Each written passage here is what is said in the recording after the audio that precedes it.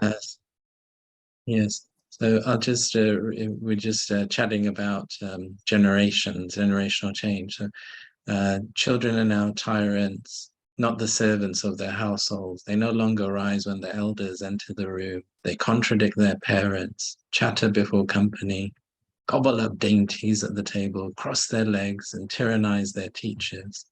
So can you guess which period of history, or which century even, that those comments are from?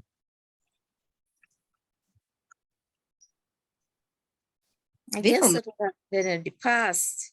Yes, from the past. Yeah. So which century would you say? Do anyone want to have a guess? It would have been within, I feel, in the 19th century. Anyone else? It's the current time. It's the current time. Because you know what? As a teacher myself, I have had to deal with those kids because I worked in a district that had a lot of discipline problems. At least when I had to go there, and that was the first teaching job I got here in America. And when I had to go there, my children said, "Mom, why are you going there? You're just going there to get killed." And I said, "No, there's one thing about me I don't know. It's like I've always trusted God and to make my decisions for me. And in talking to my siblings too, they tell me, Judy, that's not how you do it. You can decide for yourself what you want." But like in my life, all throughout my life, it's like I said, God, this is what you gave me, and this is what I will go with because this is what you want for me. And so if I had to go through any kind of suffering or anything, I stayed with it. So when I got the job, I went there and I stayed for 22 years in that school. And other teachers coming into that building, sometimes they stayed for one day and they would run away. And they would say, I would say, I've been there for 20 years. And they would open their eyes and look at me and say, you have been here for that long? And they wouldn't understand that. But when I got that job, I said, these kids need help. And I think this is why I was sent here to help those children. Definitely. If you have courage, God helps. Yes, if you were to get angry with those kids, they would give you a good fight. You couldn't stay there in that school if you were angry with them. You had to compromise with them. And no matter what they said to you, you had to bow down to them. So I don't know, Brother Shailan, who are these souls that are coming into the world now? They are so let me tell you that those quotes are from ancient Greece. They're 3,000, nearly 3,000 years old. Wow. So it's very interesting that student's thesis was based on how throughout the centuries, generations complain about the next one. It's been going on for thousands of years, every generation. So your generation above you, they said this about you as well. And it is every generation feels the next one is not as good as them. And that the other bit is times were better. Well, they were better. When I was young, they were better. Things were better. And this, people will say this, that there was in the midst of racism and slavery. Oh, but when I was young, things were much better. And you're looking at this going, the racism, the slavery. Yeah, but people had manners. And so you'll find this narrative going right through. And I just think it's sort of linked with what Sister Judy has just said. The only way we can deal with this is to give the donation of trust. So that's what I would say, Ambika, to you.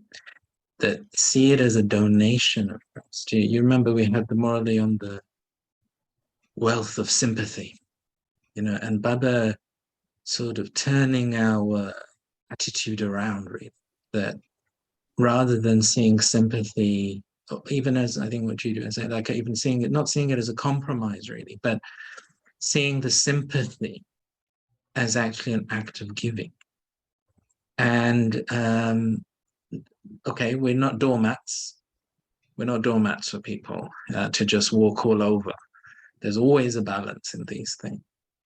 But every generation has to let go. And you're now reaching that point where drama means you're letting go. So the only donation I think you can give is that donation of trust, that they will figure it out. They will do it. They will find the qualities. And every leader has to let go at some point. You look right through the centuries, and most squabbles, of course, have been around air, being the heir of something throughout history. And you've got so many examples of sons, mainly sons, disposing of their fathers because they feel they're not being trusted. There have been civilizations, for example, I think it was the Mamluks and also the Mughals in India. So the Mamluks were in Egypt. They were a slave dynasty. So they started off, they were kidnapped as boys, slaves, trained in the army, and they ended up overthrowing the sultans who were enslaving them, and they formed their own empire. They took over Egypt, Syria, Iraq, all of those areas. But they were very, very powerful. But almost every generation overthrew the previous one. And it's where they feel they're not trusted earlier. There's a reaction that comes back from the younger generation. And then the Mughals were very brutal. They ruled India for 800 years. They were Persians. They're known romantically as the people who built the Taj Mahal and other such buildings. But they used to have large, because in Muslim cultures, it was acceptable to have more than one wife, and kings would do that anyway. So you end up with multiple heirs, and they have these squabbles amongst each other. So a very, very common, these squabbles amongst siblings would be settled. They would disable each other to make sure you weren't worthy to be the heir. So we have to be aware of these karmic accounts, these dynamics. Remember, we are those souls who've been taking rebirths through all these kingdoms. Baba said to us today, you are the kings who are building all these temples. And this is what happens at confluence age, is we end up in these leadership roles. Could be in family, could be in work. And they're actually microcosms of all of these karmic accounts that we've had in the past. If you think how many families, when you've got a powerful father, that can be really difficult, because living up to the expectations of a powerful father is very hard. Powerful mothers too. Sometimes the mother is the more ambitious one, and they can be ruthless. And Shakespeare is so famous because of his ability to capture all of these sanskars. So in his characters, he really captures human psychology and all the various forms of Maya and puts them into character form. So he is brilliant at that. And so Macbeth is one of the most famous ones. And it's actually Lady Macbeth who's the ambitious one, who urges her husband. So we had 2 days ago the comment in the Morally about, yesterday's Morally, I think, about 5 vices of female, 5 vices of the male. And I always think of this play, Macbeth, because it just embodies what Baba's trying to communicate, that the ambition is enacted differently, but actually the vices are shaped differently through different social and physical constructs. But it's still those vices. It's still the ego and the anger and the greed. And you see, we have created all these accounts. So we've had births where we were the parent with unreasonable expectations. We've had births where we were the children who felt we couldn't live up to the expectations of parents.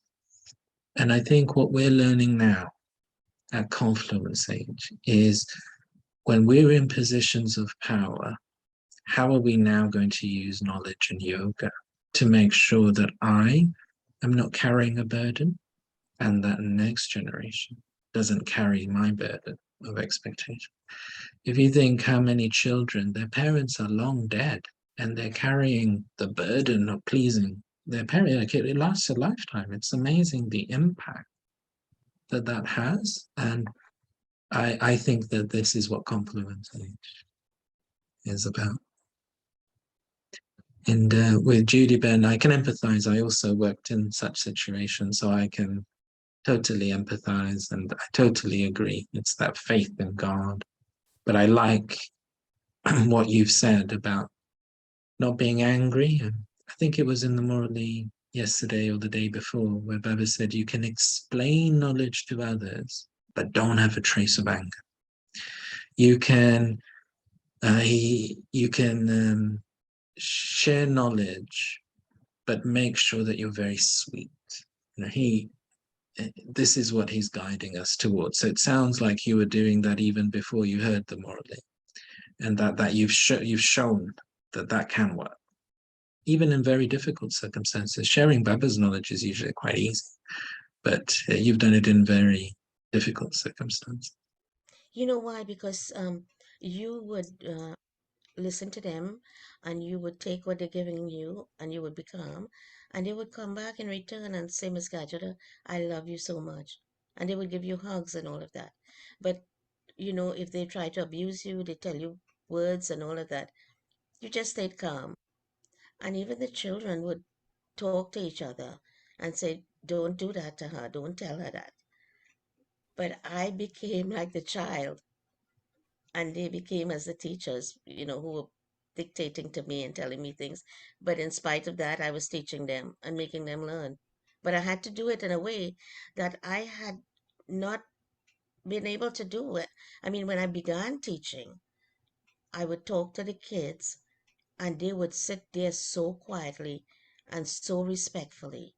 But in the end, it didn't happen like that anymore. I mean, because I'm talking about 1973, I started teaching. It's about 50 years I've been teaching now.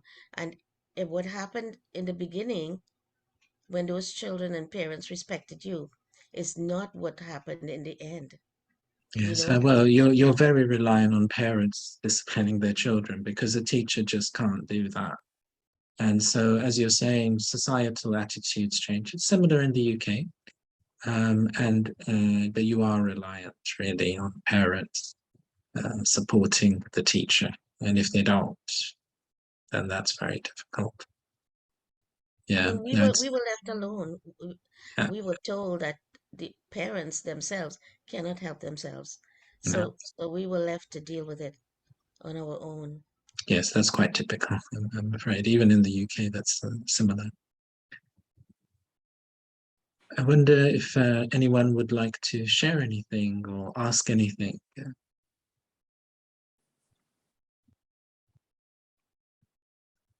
In the Murli of I think it was the 3rd of this week when Baba said he's a bhokta and he used the word akarta. He doesn't do anything. Mm. I read back the Murli in the context in which it was said, and someone also had asked, what does it mean that Baba doesn't do anything? My interpretation of it was that he doesn't do anything in that whatever he does is through the children. And that's why in that Murli, he refers also to the children as masters. So I don't know if there was any other interpretation, but my interpretation, he doesn't do anything, is because the children are the instrument. Yes, he does by giving us knowledge, but the transformation and destruction of this world, the establishment is for the children to do. So I don't know if that was, for my interpretation, was correct. Yes, I think that's a good answer to give. And one of the things that I'm trying to convey, and I hope it comes across to all of you, is how the narratives have developed over time. So where we're listening to some of the Morales and they'll be for a particular audience, and someone has maybe said, you see, we don't have in the transcript what an audience member has asked, or what would be the two-way conversation going on. So I always wonder, when you get some lines like that, they sort of pop up in the morally, and they can feel a little random. But there's something in between that's been said, and something. So then it would make much more sense if we had the video or something. So I did, the point you're mentioning, it sort of came up a little bit, rather than a whole narrative building up to it. And in certain circumstances, Baba sometimes just kept it short, like he's spoken a whole morally. And my recollection was it sort of came towards the end and it popped up, and he decided that he wasn't going to expand because he had another narrative that he was focusing on in that morally. But then in other moralies, he then takes up this as a main narrative of Akarta. And in those moralies, he tends to say that that is a wrong praise, because Baba does come. So he does do these words. So Mama took up in yesterday's morally about Sat, Chit, Anand, and then you've got this one, as you're mentioning, Abhokta, Akarta, Asochta. These are 6 of the famous words from the founder of the sannyasi religion, Shankaracharya. So the devotees also don't know what this means. Like, these are words that they're hearing, and they don't really know what this means. But of course, you say these as praise, and the gurus, they will have a lot of scholarship on these words. And what Mama was bringing across to us yesterday with this word Sat Chit, so Chit meaning Chaitanya, living being, was that Shiva is not just the great light, but he has a mind and an intellect. Now this is one of the newer points of Shiv Baba's knowledge. So if you begin with that concept of Shiva having a mind and intellect, then Baba's logic will flow. He can't be a Karta, and he can't be a Sochta. So Karta, Kurta, means to do. And you'll remember that when you put a U in front of it, Karta, it means the one who never does anything. And Soch means to think, S-O-C-H. So when you say Sochta, means someone who thinks, and you put the U in front of it, Sochta, and it means someone who never thinks. So Baba challenges these words, that actually these are words that are used by the gurus, but actually that's not the case. And you have this, Baba talks of these contradictory concepts. On one side, God come and incarnate into these different forms and liberate us, help us. And then God, you're omnipresent. So he challenges all of these concepts, that why would he incarnate if he's already here? He's in everything anyway. Why do you need liberation? You got God inside of you anyway. What do you want liberation? So he challenges these things. So in the narratives, he will say, you've got Abhokta, the one who never takes from anything or experiences in the way we experience through the body. And then, so Bhog, when we say we're offering Bhog, the word Bhog is sort of like, it's like it's an offering, you've made something and someone is accepting what you've offered them. And you use the word Bhog also if, like, we say that someone is looking after their family members, they'll also use this word Bhog, that this person, in English we would say they were very devoted, they were very committed, they gave a lot to this. And that's what the word Bhog means, that someone who has given a lot of themselves to another. And it's like they've sacrificed themselves for the other person. So that's someone that's given a Bhog. So this word Bhog is used in different contexts in different ways. And Bhog Also, Baba contrasts it with the yogi. So he says, one is a bhogi, the other is a yogi. And the bhogi in that context is the English word would be hedonism. So someone who's hedonistic believes in sensual pleasures. Let me eat, drink, be merry, and let me make the most of my sensual life. So we say that's a hedonistic attitude. And the Hindi word or the Sanskrit word for hedonism is bhog, bhognata. So Baba says that they speak of abhogta, akarta, the one who doesn't do, and the one who is asochta, the one who doesn't think. And in his narratives, he says only the first one is correct. That Shiva, because he doesn't have a body, it's not possible that he could take. He is eternally incorporeal and thus full. And he is the ocean, he is the donor. So the way I thought that second section, for second extract from Mama's class yesterday and the third extract were brilliant. And this is what Mama would do, because Baba would introduce a concept and it's can be quite tricky to understand. And some of the way in which Baba expresses is a little bit informal as well. Because Brahma Baba was quite spontaneous, like Dadi Janki. So quite telling us really quite complicated concepts in a chatty way. And what Mama would realize is that actually this needs to be broken down. And let's go through the journey of understanding this. So I really like extract number 2, where she was taking up Sat, Chit, Anand, the truth, the living being, and the embodiment of bliss. And she was saying that God is truth because he's ever immortal. He's beyond rebirth. So he can never be influenced. He just stays in his truth. So that would be connected with abhogta, that someone who's ever incorporeal can never take from another. That ability to never take and to be the ocean is connected with this week's narratives about transformation. So Shiva is the catalyst, and you'll find many catalysts in nature and also chemical catalysts. They trigger a reaction, but they themselves don't change. So they inspire the reaction, but it's not that they themselves. So in your car, you have a catalytic converter, but it creates like a explosion, but it doesn't explode itself. It triggers the explosion, which enables your car to move through on the basis of that explosion.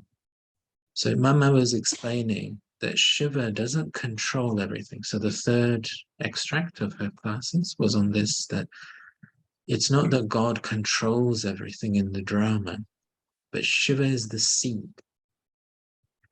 And so the soul who is abhogta is able to be a catalyst. So he has to be the starting point for getting everything moving. And so today is morally around this combined form with Brahma, this confluence with Brahma. So Shiva, the incorporeal seed, has to combine himself. It has this confluence with the soul of Brahma and form this Bapdada. So Baba will explain, Shiva remains abhogta, but it's not that he doesn't do or he doesn't think, but he only does and thinks when he's combined with Brahma. So it's the form of Bapdada that does. So he speaks the morally. He thinks, of course, he thinks. He's in interaction. So Mama was explaining Sat, Chit, Anand, Chit, Chaitanyata. He has a mind and intellect. But that mind and intellect is only visible now, a confluence. This is why the confluence is the important. Incorporeal Rudra, Shiva, is not speaking knowledge, not interacting with us. But still he's conscious because he does serve the devotees. He does help. He does give visions. But he's not explaining knowledge. He's not the ocean of knowledge. So you wouldn't say he's doing in that way, in the way that he is now. So these three words connect with these other three words. So Sat Chit Anand connects up with Abhokta, Akarta, Asochta. And those three, Baba then simplifies everything for us. And he says it connects with three relationships: the father, the teacher, and the Satguru. All of this connects with the Trimurti, the other three: creation, sustenance, and distraction. So all of these sets of three are parts of our recognition of Shiva. That Shiva, okay, we praise him, he's all this, he's that, but he's only all of this, really a confluence. So what Mama was explaining was that the seed is visible at the start of a tree, and then when that tree is decayed and it wants to reproduce itself, it produces another seed. And so the seed is there at the start and it's there at the end. So Shiva in Islam, Allah is praised as Aval, the starting point, and Akhir, the end point. And they wouldn't, in Islam, they don't talk about rebirth, but they would say we came from God, we return back up to God. This is the concept. So they will say he is Aval, he is Alpha. So Baba says Shiva is Alpha. He uses the Hebrew word Aleph. In the Hindi Murali, he uses the Hebrew Aleph. So he says Shiva is Aleph. He is Alpha. In English, in the English transcript, it's translated from the Hebrew into English as Alpha, or the Greek as Alpha. But Baba actually uses the Hebrew Aleph. He is Aleph. So he is the starting point. In Arabic, they use the word Aval, which means the starting point. So that's Alpha. But then he's also the end of the alphabet. So we go through our entire pilgrimage. So the other day in the Murali, the song of the Murali was, "O traveler of the night, don't become weary, don't become tired." So Baba was described it as a pilgrimage. Your journey of 84 births is a pilgrimage because you start off from Aleph, and then Aleph comes to meet you down here. So your pilgrimage now ends having found, the Baba said this morning, you built so many temples, you went to so many pilgrimages, you did so many things. God wasn't there. You only found God when he found you. So he came and he came to you. He came to your door. You went to so many doors, you didn't find him. But he came to your door. He found you. And now he's saying, I'm going to take you all back to my home. So Mama was saying that only the seed has the power. So it's on the basis of his power that we get liberated, not on the basis of our own bhakti. So you would connect all of these concepts together if you was explaining, so you gave the correct explanation for that day's Murali. That it's better to keep it short and simple. I'm expanding here that if you look across the Murali, piece together all the different narratives, Baba takes it all up and explains it in this way.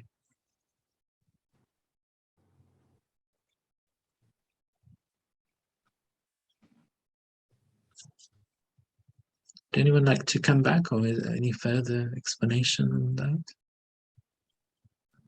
Shanti, brother. Shanti. All of these words, they're not, are they Sanskrit?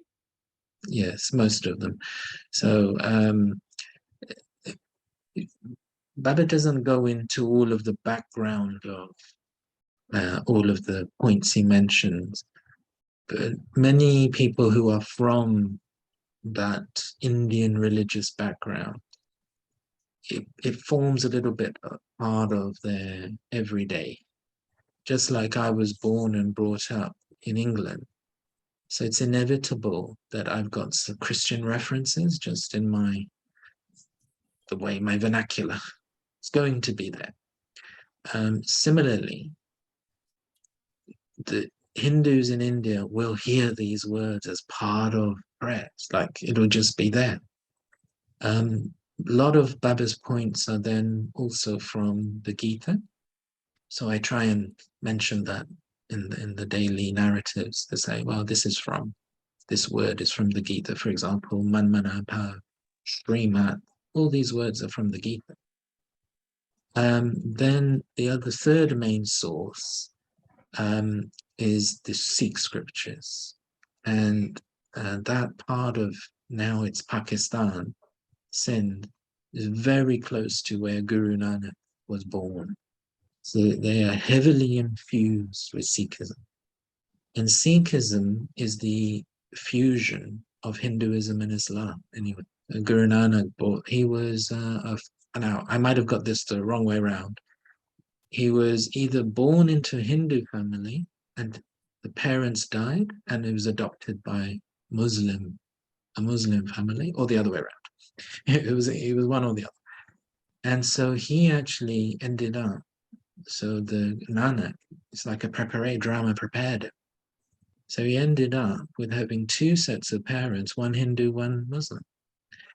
And then when the Guru entered, actually his teachings were bringing both together. So this is why Hindus don't see Sikhism as a threat. It's not like another religion. If you began telling them Muslim things from the Quran, they push it away.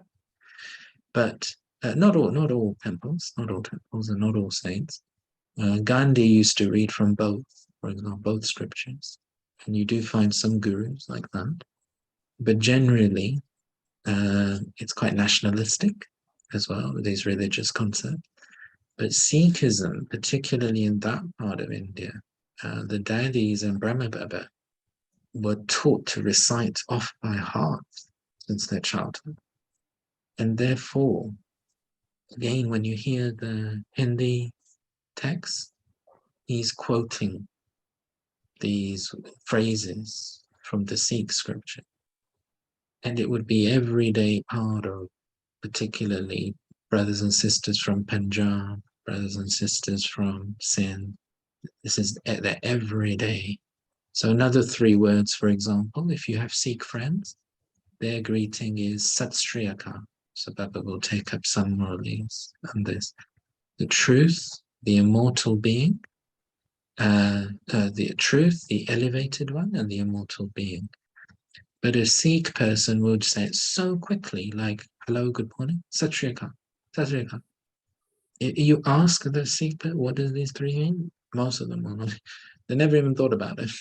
They're just speaking the word. So Baba, depending on the audience, where they came from in India, you can tell from the topics and the phrases in the Murali where the audience is from sometimes. So it will seem like, these must be Sikh brothers. And after partition, many of the Sikh brothers and sisters, they moved to Delhi. So when Baba went to Delhi, he would have large Sikh audience. And he would then begin, or perhaps one of the earliest centers in India was in Punjab. So again, groups from Punjab might come to Madhaban. And then many of the Sindhi Hindu brothers and sisters, they moved to Mumbai, because even under the British Empire, Sindh was actually administered through Mumbai, even though it's nowhere near it. And before then, there was a Muslim king who ruled Mumbai and Sindh. So it's the administrative connection was always with Mumbai. And so these were the 2 places where Baba spent the winter, Mumbai and Delhi. So some of the Murlis that we hear, and Mama spent a lot of time in Mumbai. So these are quite cosmopolitan cities.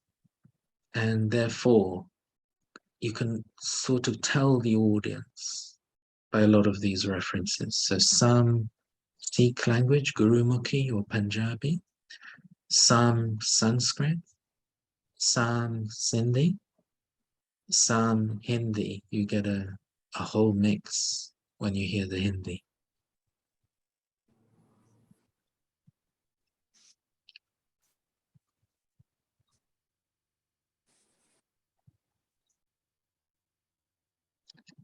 Would anyone else like to say anything or ask anything?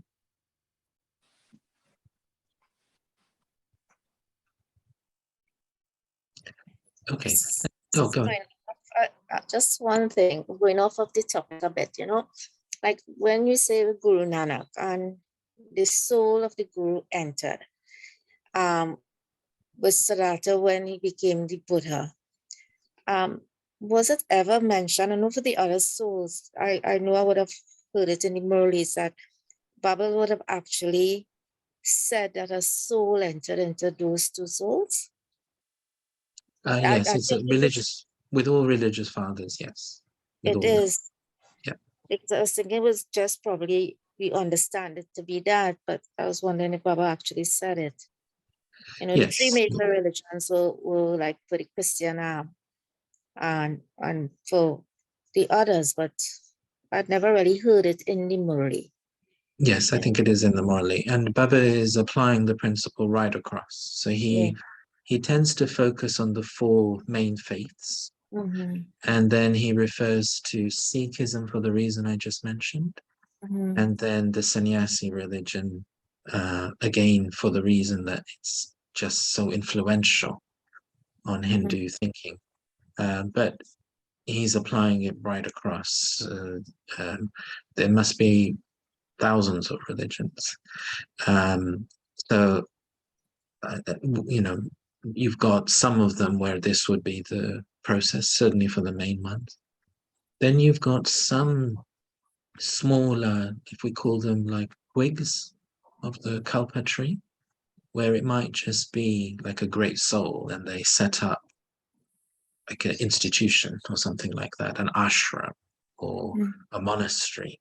So that's not, I don't think necessarily in those cases it's two souls. But where it's a particular religion, for example, the Hindus won't see Shankaracharya as a religious father, but it's Baba who comes and shares with us that it's actually that same dynamic there as well. Exactly which ones I wouldn't be able to tell you, but certainly I would say the main faiths that we know it would be there, and there'll be some others as well. Okay. A few months ago, we had a movie, didn't we, about Christ? Yes, certainly for Christ, but certainly the sister is asking that, how many other faiths is Baba specifically mentioned in the Morley? So a few, the main ones, and then he's applying it broadly. But I don't think we can tell for each and every case. So, but the principle is more to do with the karmatit stage, that a soul remaining in the karmatit stage and then sharing knowledge has the impact through the centuries. So a soul, now a Christian now, will walk into a church and still feel Christ's sustenance. So when a soul is in a karmatit stage and then does something, the vibration seems to go through centuries. So Baba seems to be explaining that this is, so like we begin making temples to Shiva in the Copper Age, thousands of years after Shiva came, but he's in a karmatit state. There are temples to the Brahmins in the form of Shiv Shaktis, Hanuman. That's because the Brahmins will reach their karmatit stage, or some have reached their karmatit stage, and they are performing actions. So that's the main principle, that to establish a religion, you have to be in that karmatit stage. And in the Copper and Iron Age, you can only be in a karmatit stage if you haven't got your own body. Now, that's the fundamental principle. In our case, Baba says he's also establishing a kingdom. So that's why he has to make sure we're all in our karmatic stage before he leaves. With the other religious fathers, they're not establishing that sort of kingdom. So they just establish a religion and then they themselves take rebirth. So this is the thing. Our advantage is our two founders. They're going to stay in a karmatic stage right till the end. And we then also don't have to rely on interpretations. We can just read them orally and hear them orally directly. Now, let's read the first thing I want to read to you, and then you might have more questions. Because this morning's Murali, Baba spoke about Krishna's birth and advanced party. So I thought it's worth revisiting a paragraph that we have read to you before. But of course, many brothers and sisters, they're dipping in and out, and they might not have heard it. So I thought, let's put it in the recording. And then if any of you that are here have any further questions on it, we can take it up. So this is at the end of the Murali of the 18th of January 1980, and the daddies have gone up on stage, and Didi Manmohini is still around. She reached her karmatic stage in 1983, and it's only 11 years since Brahma Baba became an angel, so still everything's still quite fresh. It's only been 14 and a half years since Mamala. And so for those daddies, it's still Dada Vishwa Kishore, it was only 12 years, just about since he left. So in the daddies' minds, they're thinking about this. And on 18th January, it reminds them about those souls even more, because it's the anniversary of Brahma Baba leaving and becoming an angel. So Baba in those early Muralis, 70s, early 80s, was remembering those souls and giving us a little bit of insight into why those souls have gone. I was mentioning this morning how you've got different Brahmins going into the advanced party. Baba saying that you'll have some people from the old world remaining in that transition, like that period between Krishna being born and the golden age officially starting, everything being ready. And these will actually be Brahmin souls, but they've gone into an advanced party role, so they might not be obviously Brahmins. They might be, we're going to need to construct an entire civilization. You need brilliant scientists, brilliant engineers, brilliant everything. So some Brahmins, they are loving and cooperative soul, but not necessarily yogis. You know, they're not necessarily the Amrit Vela, the daily Murli, like that. But they've got a connection with Shiv Baba. So they might have a role like that to play. And then why Baba's getting us to have so much yoga is because we have to clear our own karmic accounts. We have to serve so many souls of the world. And then many Brahmins will take the rebirth into the advanced party and become the parents for the first deity. And to be able to be, imagine in your current Iron Age body, to give a virgin birth. Think of the magic of yoga that's going to. So you will have to reach your karmatic stage, and you will have to have a massive stock of yoga to be able to perform this miracle. So our senior daddies have achieved that. And they will be ready to do that. But we know it's not just a few deities, it's an entire civilization that has to come. And so it will take many parents, won't it? So this is why all of us have to push on with our yoga. And Baba's got a very far-sighted purpose for that yoga. Remember, for thousands of years, there will be virgin birth. So your yoga has to be accumulated so that it lasts for thousands of years and carries on performing miracles. But at least in the golden and silver age, you will have a deity body. But the greatest miracle of all will be at confluence age, giving birth to Krishna while having an Iron Age body, that's a miracle. So Baba's giving us some further insight in this extract.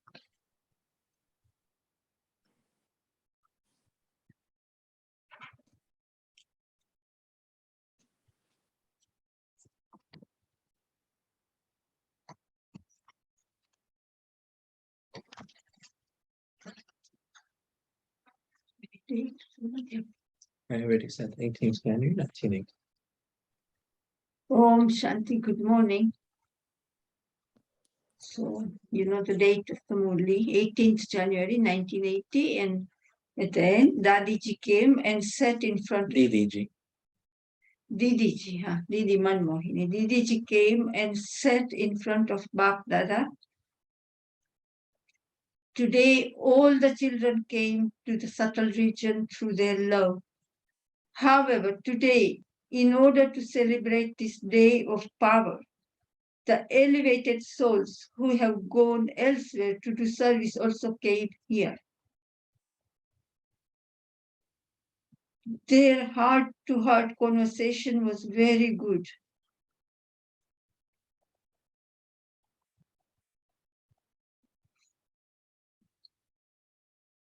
Those souls, in a different costume now, were very pleased to see their wonderful part of world service and wondering what a Lokik secret part of world service they are playing through their different body. Bap Dada was telling this to them. The memorial of river Saraswati, the purifier of the world, is in the form of being an incognito server. That is Mama. Do you want to explain about the river Saraswati? Okay. So the river Saraswati is a legendary river in India, and it is said to flow under the city of Allahabad, which is where the great Kumbh Mela gathering takes place, where the Ganges meets the Yamuna. And the legend is that there's an incognito, there isn't actually, it doesn't actually exist. So Baba uses this example from Bhakti because in 1980, Didi Manmohini ji was there, Daddy Prakashmani was there, and Mama had become incognito. She had become Karmati and gone into another body. So Baba used to say that the three of them, it's like Allahabad.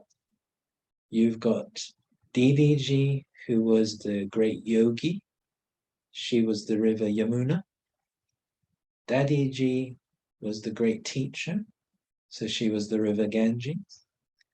And Mother Saraswati is the incognito river, who's with them, but she's underground in the advanced party.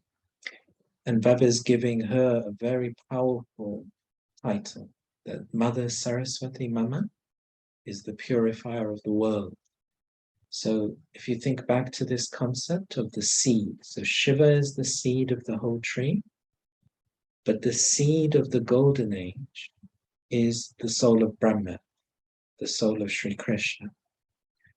And Mother Saraswati is the purifier of the world. So the first purification of the womb, this Mother Saraswati, so she has this capacity to be able to perform this miracle of purification so that the seed of the golden age can be invoked.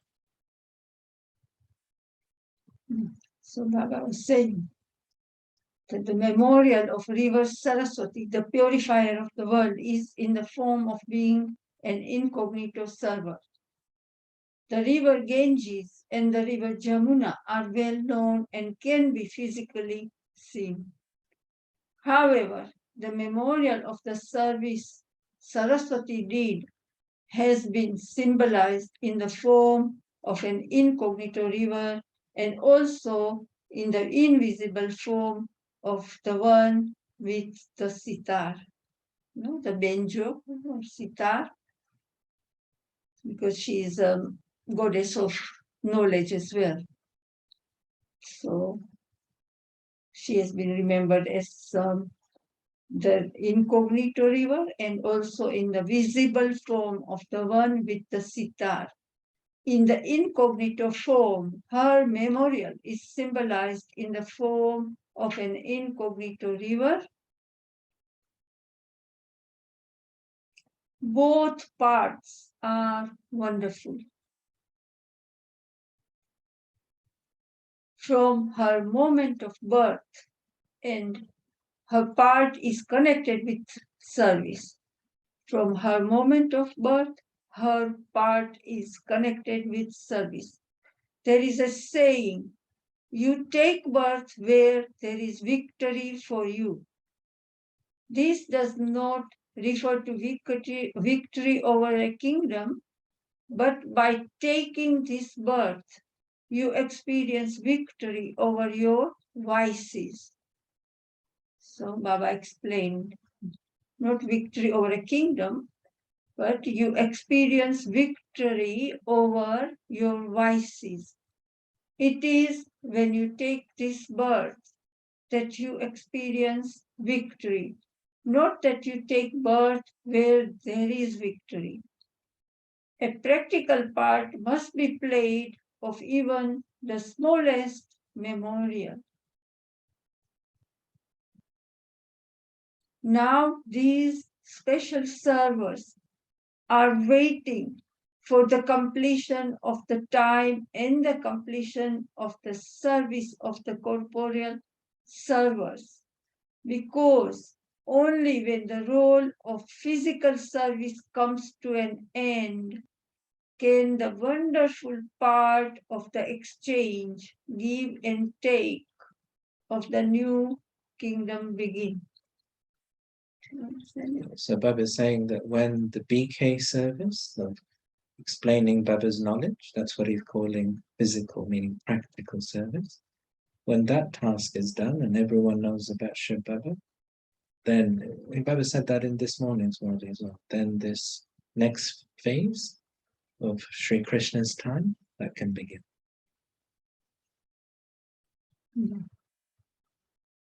The advanced group is very powerful, especially the very well-known souls within it. These souls are playing their wonderful part of preparing the land for the first birth, the elevated birth, very quickly. Those responsible for destruction are just waiting to press a button. Similarly, the advanced party of instrumental souls doing the service of creation through divine birth. About your face, Oh. the volume.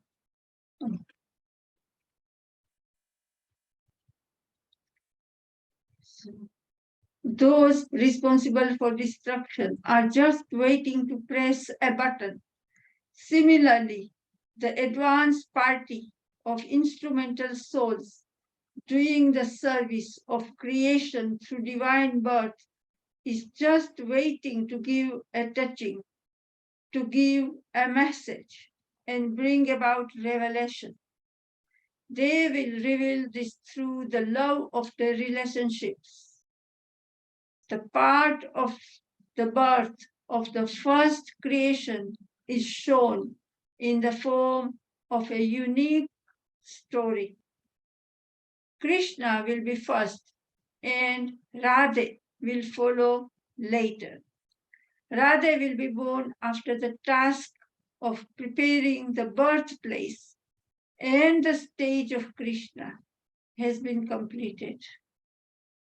This is why Krishna is older than Radhe. It is similar to how Jagdamba went on the field of service, that is outside Madhuban, to prepare the land first, and then the Brahma father followed. It is similar to how Jagdamba and the special child, Vishwakishore, both faced the opposition. Okay, explain to No, just what Baba is saying, that when they went to open centers, then Mama, Dada Vishwakishore, they would go first. And then as a center was established, a gathering was built up, then Bab Dada would go.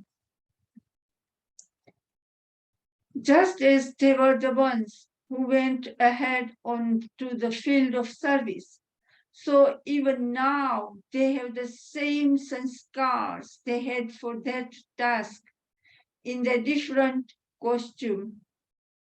They are both hero actors in the story of the birth of the first creation.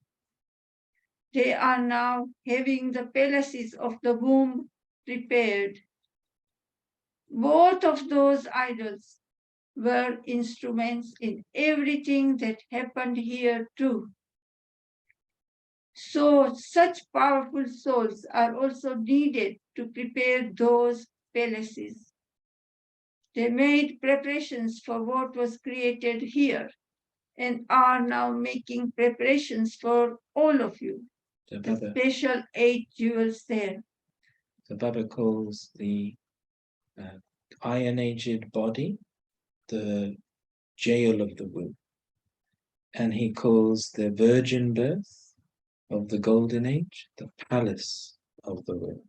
So he's saying that these powerful souls, their karmatic stage, their yoga power is such that they're able to actually transform the womb and make it into a palace of the womb ready for Sri Krishna and the 8 jewels. So Baba says they made preparations for what was created here and are now making preparations for all of you, the special 8 jewels there. They are preparing your palaces for you. Only when all the preparations have been made will you souls go there.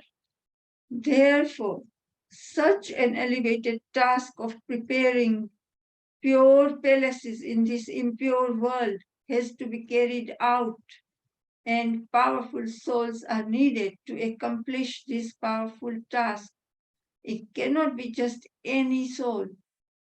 They are also asking all of you when you want the palaces to be ready. They are saying that their task can only begin when your part of doing physical service comes to an end, that your end will bring their beginning. First, there has to be the end, then there can be the beginning. So, what is the date of the end of your part of service? That date will also be the date for the birth of the kingdom. Did you hear their heart-to-heart conversation? In fact, all souls emerged. In bracket, it says souls who had gone into a new birth, but even they have their groups. Do you want to explain anything more? Meaning that, Okay, do you want to explain? anything from there? Just that when the daddies were doing service together, they also used to serve in like subgroups. And so Baba is saying in the advanced party too, all of the daddies are not all in one place. They're all in different groups, preparing different things. Baba says, on seeing the serviceable children, Baba said, you have all made very good plans for service. However, only when you instruments pay special attention will all your plans for service be successful. First, create zeal and enthusiasm in souls by appreciating their specialities. In order to do this, you instruments have to become tireless servers. I remember it was last Saturday we read that Murli. It was about zeal and enthusiasm, wasn't it? And tireless service and instruments. And also my interpretation of tirelessness is changing. I used to think about it as like running around, don't go to sleep, staying up at night. Now I understand it as don't become tired in being patient. Don't become tired in being tolerant. Like to be tireless means that those 8 pounds never run out. And Baba says zeal and enthusiasm and attention. Because like we can appreciate someone's specialities and then we just get impatient with them. Come on now. No, look, I already told you, you can have this impatience and that's actually getting tired. You're tired of their weakness. You're tired. No. So Baba's saying be tired. Put them into enthusiasm and then don't knock their enthusiasm because you have got a limit to your patience, to your tolerance. So my understanding of that is also shifting. That's why Didi pointed out in her specialty that she give respect and see specialties means to sow the seed of love into their soul, and that soul will come close and recognize the self as a soul and recognize Baba. That is the way to reveal Baba as well. So I thought that was really good. And Dadiji always said she gives respect to all, no matter who they are, whatever. And automatically everybody has so much love and respect for her. I thought this is Dadi's month. So Baba says, create a spiritual atmosphere at your center and also those centers with which you are connected. Then there can be easy progress for you and also the new souls that come, because the atmosphere creates the land. Therefore, the atmosphere of the center should be spiritual. Those who come to the center come from the complications of their household. Today's blessing was similar.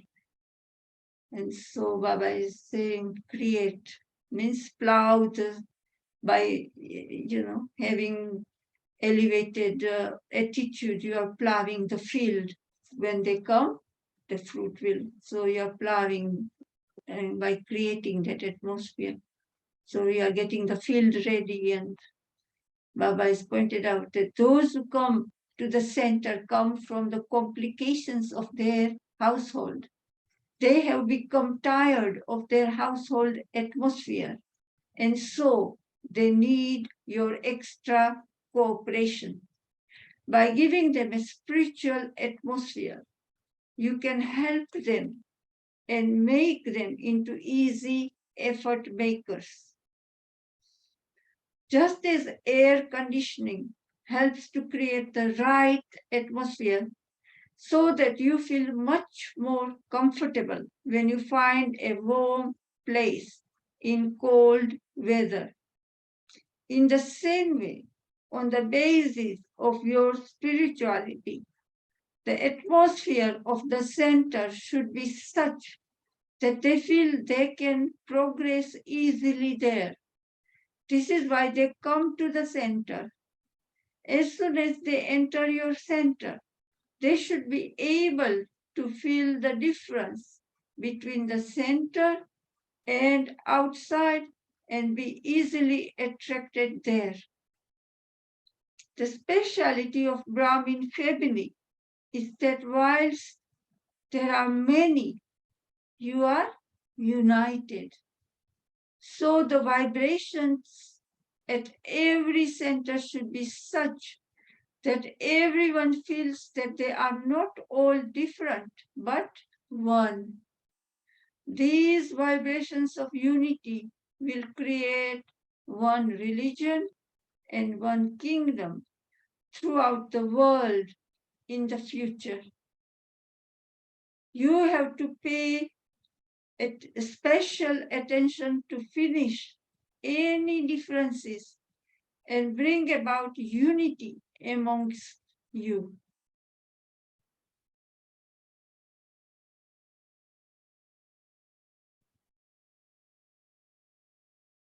I think we can stop there. It's a good place to stop. So, would anyone like to come back with any questions or clarifications on what you heard and connected with this morning's Morley too?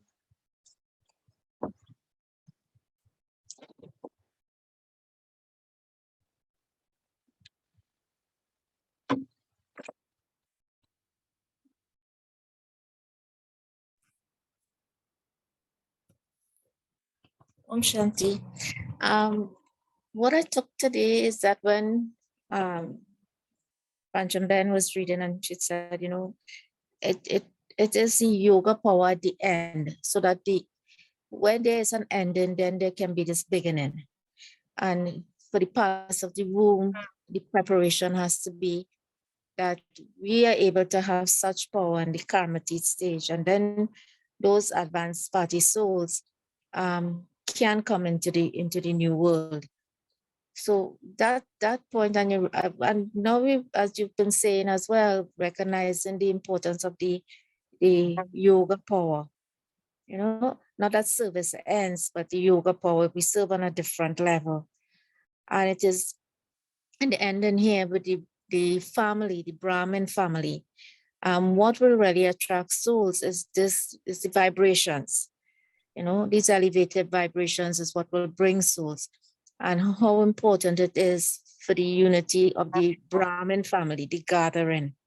Baba often spoke in the beginning about the power of the gathering and the numbers, where safety is also found for the Brahmin family itself, but where it is so more important, always important, but really, really for the need of the hour, how important it is for the coming together of the Brahmin family collectively, and raising the vibration on a higher level to really bring about any type of change we want in this world.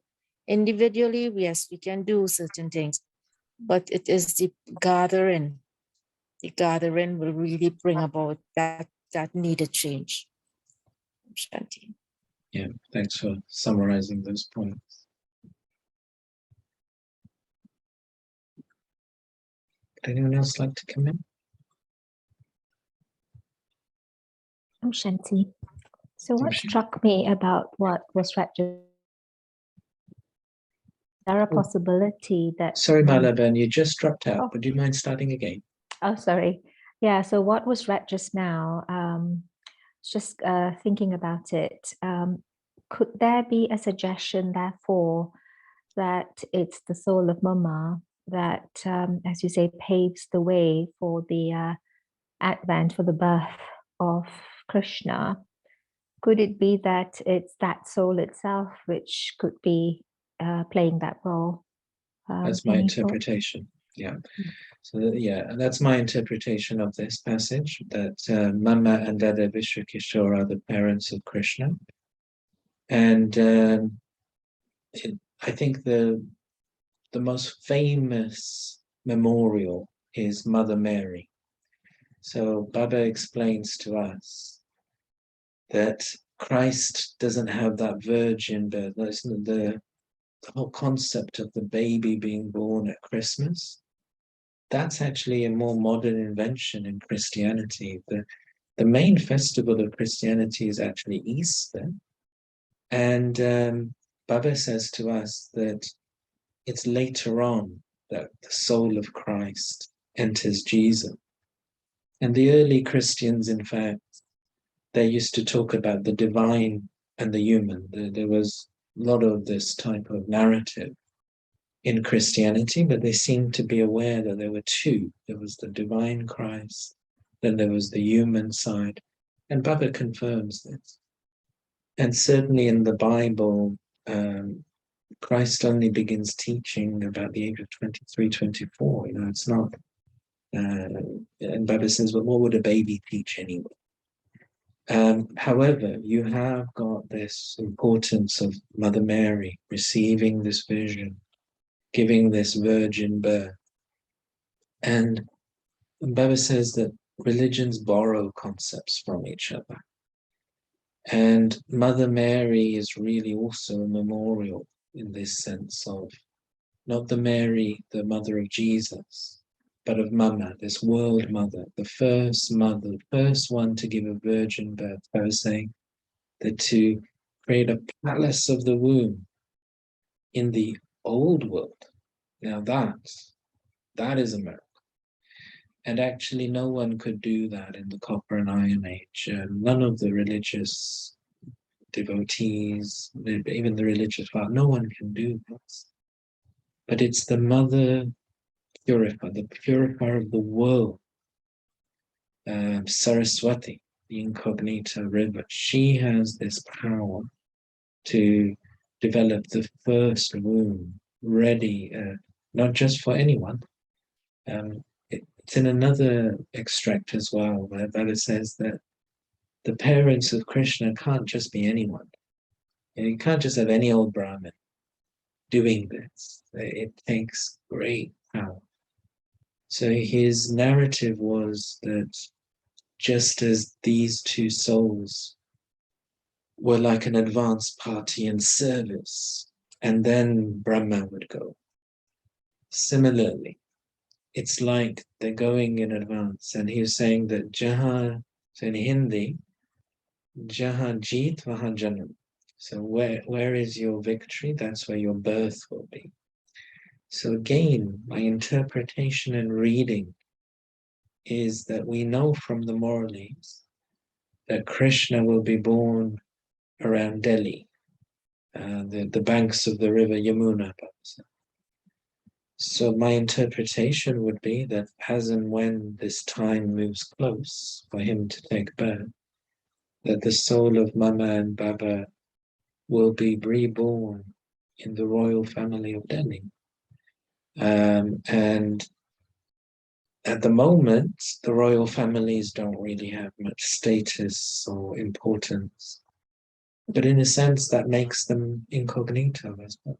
So it would make sense that they're being born into those families, maybe.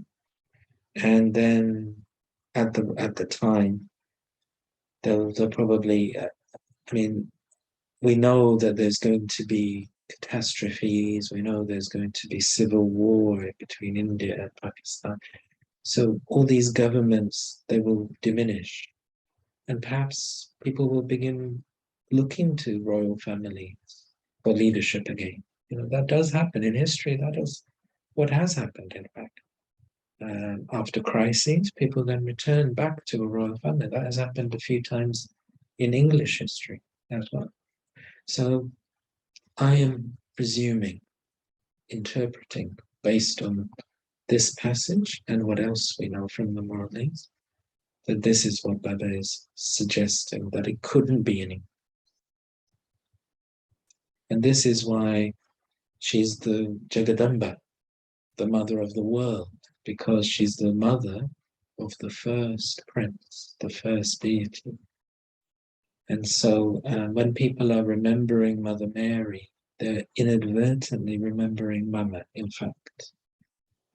Some of you might remember that over Mama's Day, we had read different messages.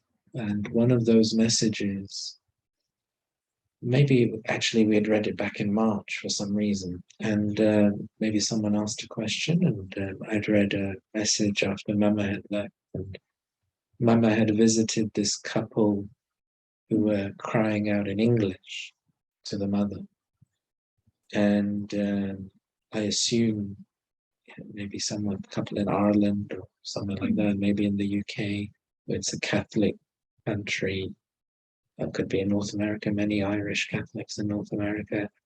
So they were crying out to the mother, and Baba actually sent Mama to go and meet them, and they had a vision of Mother Mary.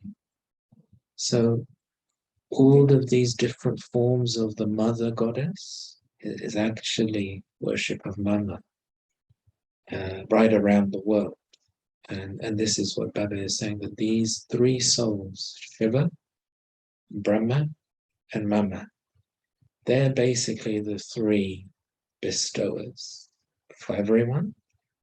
They are not really like us. Shiva is the supreme soul, so he is God with a capital G. And then Mama and Baba, they're a god and goddess. God Sri Narayan and goddess Sri Lakshmi. So with a small g, god and goddess. And Shiv Baba is God with a capital G.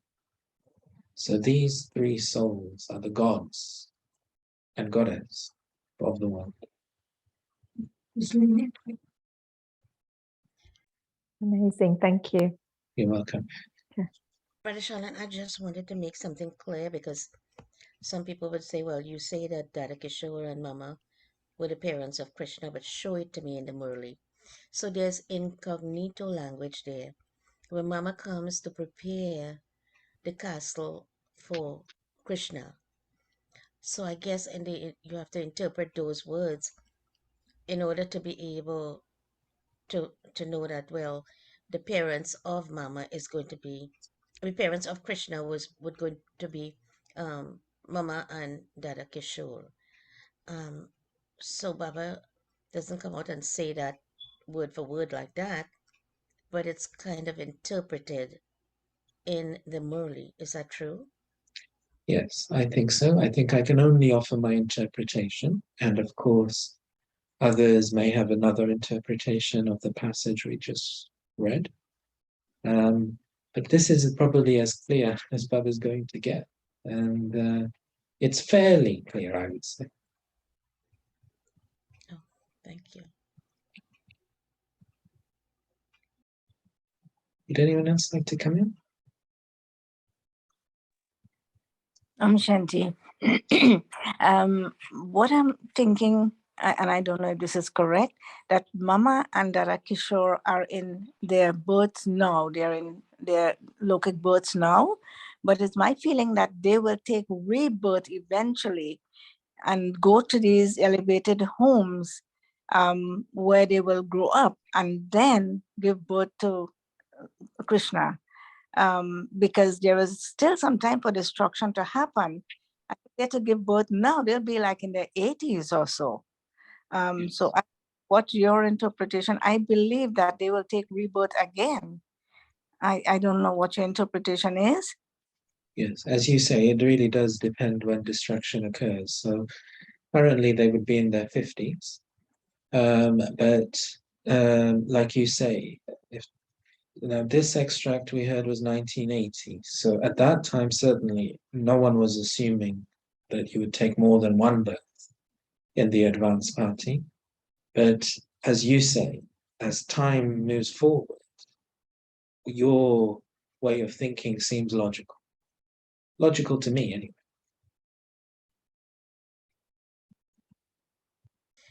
You know, but Brother Shailan, Baba will not tell us when the world is going to come to an end. But I was reading something in science that said it's 18 years left. The other thing was that there is evidence of a nuclear explosion in the Bhagavad Gita. And they said in a place called Rajput, there is still radiation that's coming from the ground. Have you heard of that?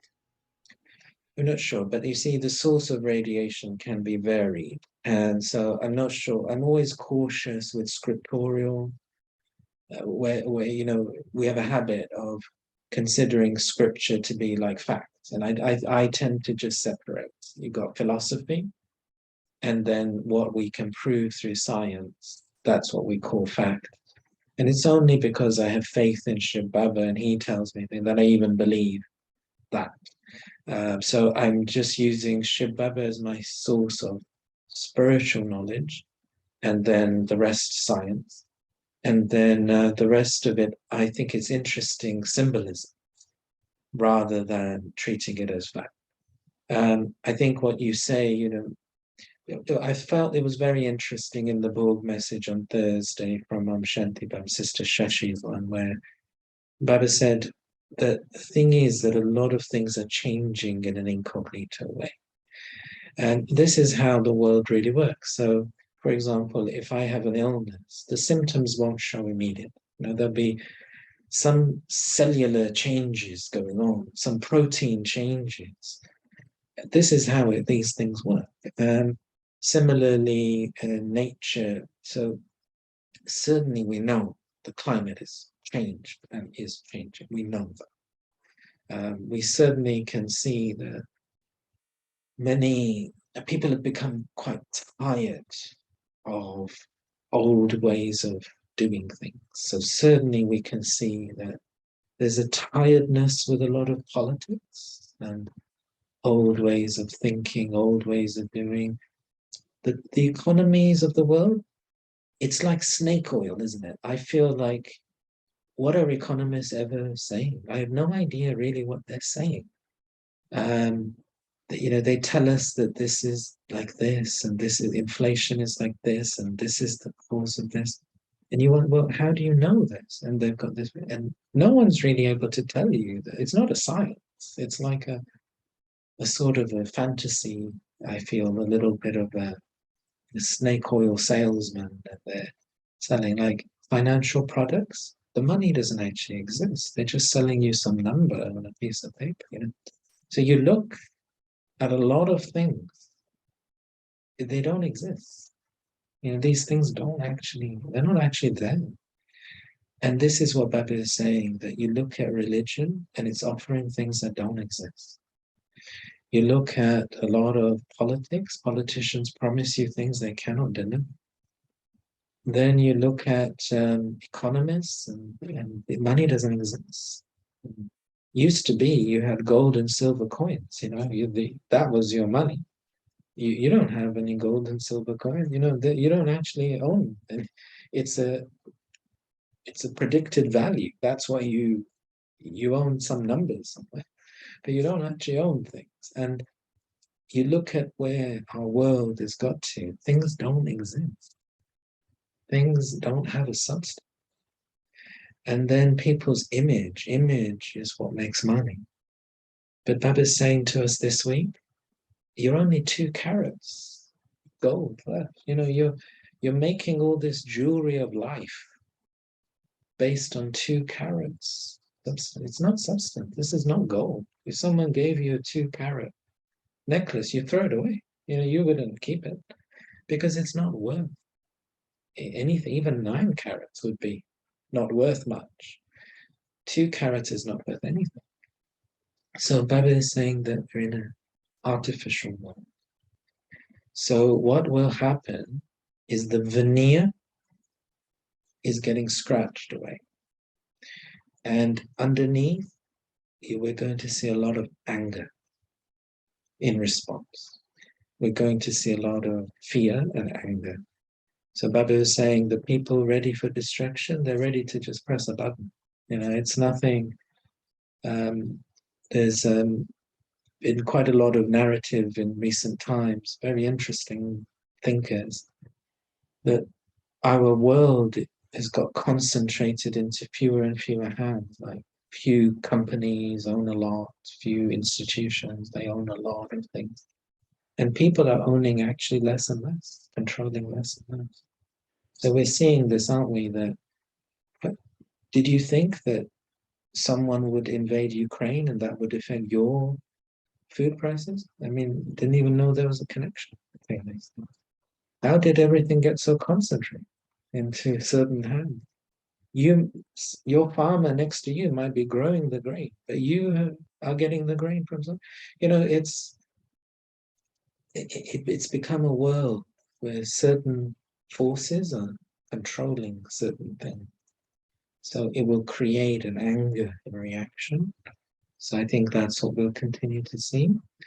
And Baba is saying you're going to all need a lot of yoga power to be able to face these times and to then be able to support others. Also, everybody is so dependent on this technology. Now it's Taiwan. If something happens to Taiwan and China, SIM card, and I heard one economist saying that we are in a lot of trouble. Well, it's the silicon microchips. 90% of them are made in Taiwan. So Nancy Pelosi going there helps none of us. No, it just provokes a bigger situation. So you can see it doesn't take much to escalate something. So Baba's point is this is time of distraction. And once you scratch the surface, you find there's nothing there. Everything you were relying on, the carpet is just pulled from under you so quickly. And this is really going to be the situation for us over these coming years and decades. One strength, one support. One strength, one support. The only thing we can rely on is Shiva. And Baba pointed out unity. So unity of within us, of mind, intellect, and Baba mentioned. Brahmins will have to support each other. Yeah. And also then once we have unity inside us, about 5 vices, our 5 organs and everything, and mind, intellect, and sanskar, keep ourselves as a master with Baba, then unity with others, isn't it? First inner unity, and one support one. And like Baba said, to the center, keep your atmosphere such, don't get tired, keep yourself ready. Don't say, oh, I have tolerated so much. Or no. Fill yourself, accumulate. So the way that I see it is, on one side, Baba, there'll be these advanced party souls beginning to shine light into the darkness. And Baba's saying, you Brahmins have to shine light this side. So then the 2 groups will be shining their spotlights from either side. And that's where people will begin, they know where to go. Because advanced party is ready. They are waiting for us. In many mundlis, they have said, every time any dadis we celebrate, the anniversaries, even before that, they said, we are waiting. Are you ready? Are you ready? We all have heard lots of mundlis like that. So they're waiting for us to be ready. So let's stop there. Thank you all for another rich conversation. And today's Morally was just very interesting, wasn't it? So it triggers all of these thoughts and ideas. So carry on churning. And then from next week, we're going to begin reading some Borg messages around Dedi Prakashmani's day. So we're going to repeat some of the things Baba had said around her day. So it will follow up with these thoughts about the advanced party, also about Dedi's stage, the things Dedi might be doing as well. So we'll do that from next week for a few weeks, and then we'll move back into Moralese and other topics. So have a great week, everyone. And greetings to those of you on YouTube too. It's so much. A beautiful week, brother and sister. Thank you very much, everyone. Om Shanti. Warm greetings to those of you on YouTube also. Om Shanti. Thank you. Bye-bye. Bye-bye. Om Bye-bye. Shanti.